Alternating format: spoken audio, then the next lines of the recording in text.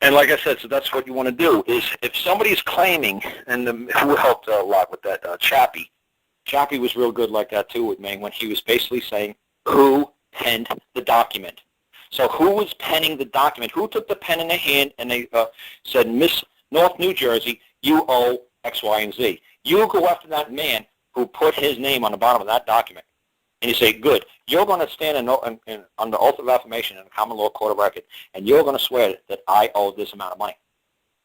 And he's going to be like, well, I'm an attorney. I can't claim that. And if you're off, like my mom told me, she said, you know, if I'm wrong, my mom was an IRS agent, if I was off by 1 penny, and I demanded from a man to pay $89,612.17, and he only owed 16 cents, she said that's a federal felony. She said I go to prison for a long time because that's fraud and extortion. Because I'm telling somebody to pay something, and if it's off by 1 penny, it's fraud and it's extortion. So who's ever coming up with these crazy numbers throwing at you, he better be to the penny perfect. And he better be able to testify on the oath of affirmation. And like I said, if you go back to Angela's talk show things, I don't remember what episode she did it on, but Mr. Cherry, like a black man from New York and New Jersey, he shows you how to knock the attorney from the county, the state, the DMV, from the IRS, from the Visa, right out of the picture. So then you're standing in an empty courtroom because they're sure there's an attorney. They might have 100 attorneys there. The best case that I always tell people all the time, everybody remembers George Bush versus Al Gore in 2000 with the hanging chair in Florida, right? This was a very simple case. They went to the United States Supreme Court. The United Supreme Court had ruled on that thing in less than 5 minutes because Al Gore, even though, like I said, his daddy owned Occidental Oil and Al Gore's a billionaire and he was the standing vice president of the United States, he was the vice president at the time they went before the Supreme Court. And you say, oh, well, you have hanging chairs, and look, we got millions and millions of hanging chairs, so I really won the election. They drove up to the United States Supreme Court with tractor trailers full of hanging chairs. They had hundreds, thousands, millions of attorneys on Al Gore's side to present their case to the Supreme Court. The Supreme Court said, is there one man who's willing to stick his hand in the Bible before the Supreme Court that said that his right was interfered with to vote because of a hanging chair, and can that man pick out one ballot out of that tractor trailer and identify that ballot as his and prove that that is his hanging chair on that ballot?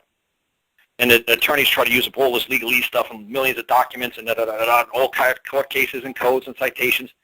And Scalia just asked him, is there one man, just find me some like black guy from Miami, a homeless guy, who wants to come here into the Supreme Court and claim that his right to vote was interfered with by a machine. Until you bring that man forward to the Supreme Court, Al Gore, you have no case.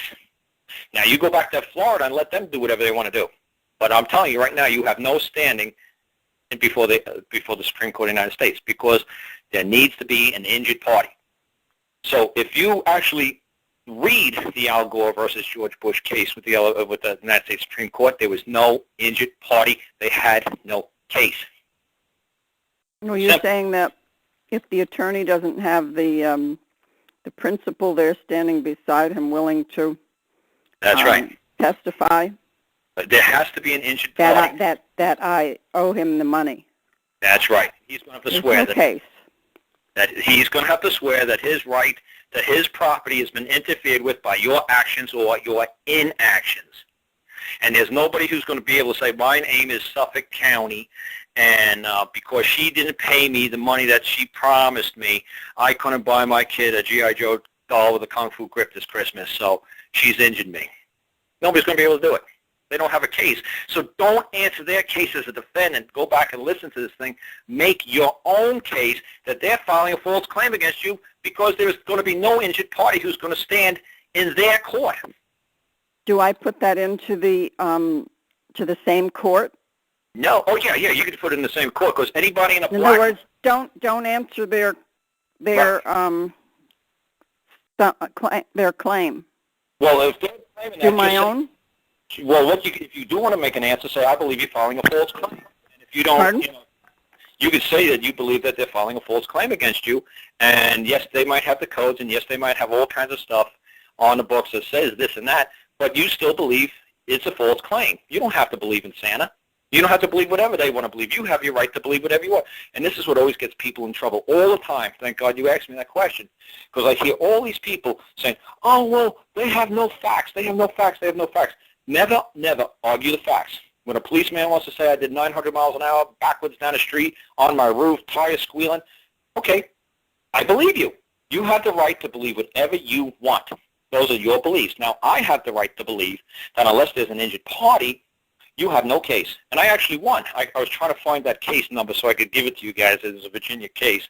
And the judge actually was going to make me lose. And he was actually going to fine for the police. He was going to fine for the deputy sheriff. I said, whoa, whoa, whoa, whoa, whoa, whoa. What does the law say, sir? And he said, what law? I said, what law? Your law. And he started to read the law.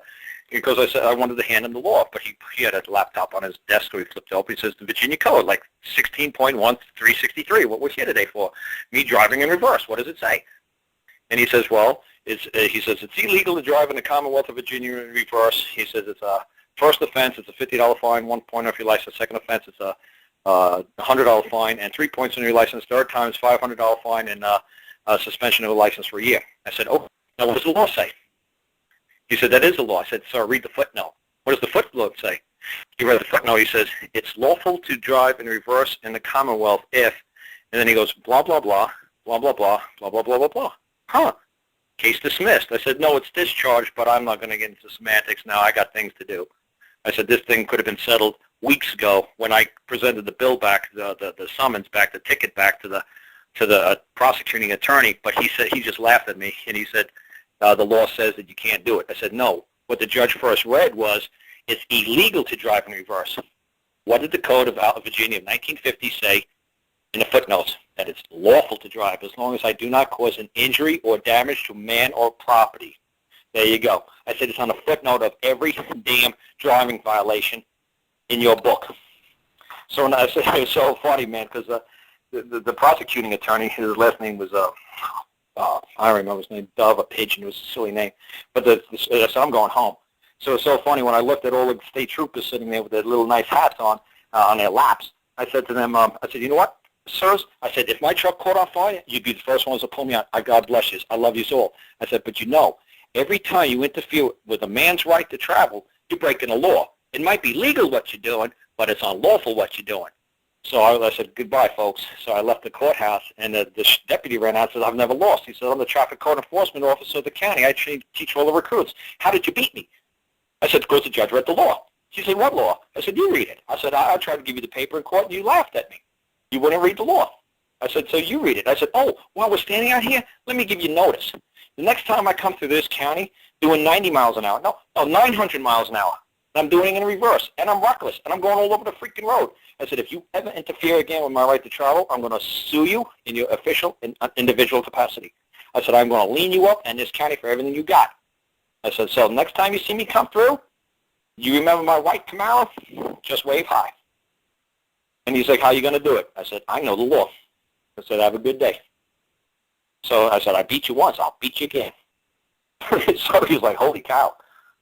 So like I said, man, when you know the law and know how to deal with the common law compared to the legal codes, you'll win every time. If we were in Italy or France, or we'd lose. I would lose all the time, like that poor girl who got arrested for killing her roommate in Italy.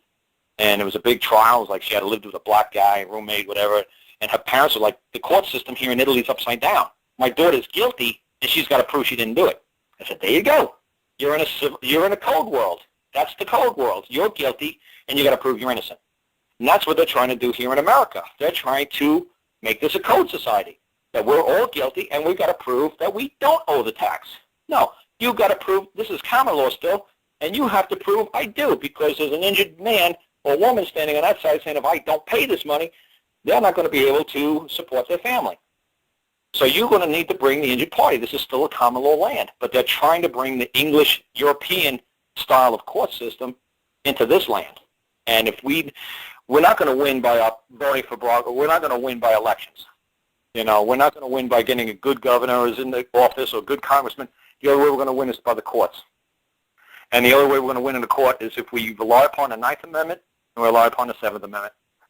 And it says we have the rights long antecedent before this government was established that we had the right to live on our Gilligan's Island and have everybody judge us.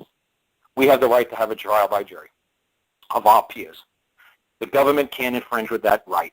I want a trial by my jury of my peers, and I need the injured party to come forth and testify under oath of affirmation